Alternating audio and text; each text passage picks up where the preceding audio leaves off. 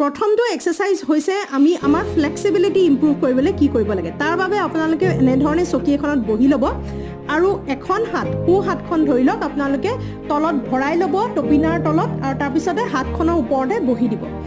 তাৰ পিছত এই হাতটোৱে লাহেকৈ এখিনিত ধৰি আপোনালোকে মূৰটো সাইডলৈও নি থাকিব আৰু লাহে লাহে এটা সাপোৰ্ট এটো হাতেৰে নি থাকিব এনেকুৱা কৰিব নালাগে যে এনেকৈ টানি আনিব লাগে বোলে হেতু নহয় আৰু লাহে লাহে মূৰটো নিলে কিন্তু অকমান এখিনিত ধৰি লওক লাগি ধৰিছে বা বিষ অকমান ফিল হৈ আছে তেনে ক্ষেত্ৰত জেন্টলি একদম এনে ধৰণে অকমান ষ্ট্ৰেচ এটা কৰি দিব আপোনালোকে দেখিব এই অংশটো এটা ষ্ট্ৰেচিং ফিল হ'ব দ্বিতীয়টো এক্সাৰসাইজৰ বাবে একে ধৰণে হাতখন তলত থৈ পেলাই বহি ল'ব আৰু ডিঙিটো 45 ডিগ্ৰীজ ঘূৰাব এইখিনি অংশত আপোনালোকে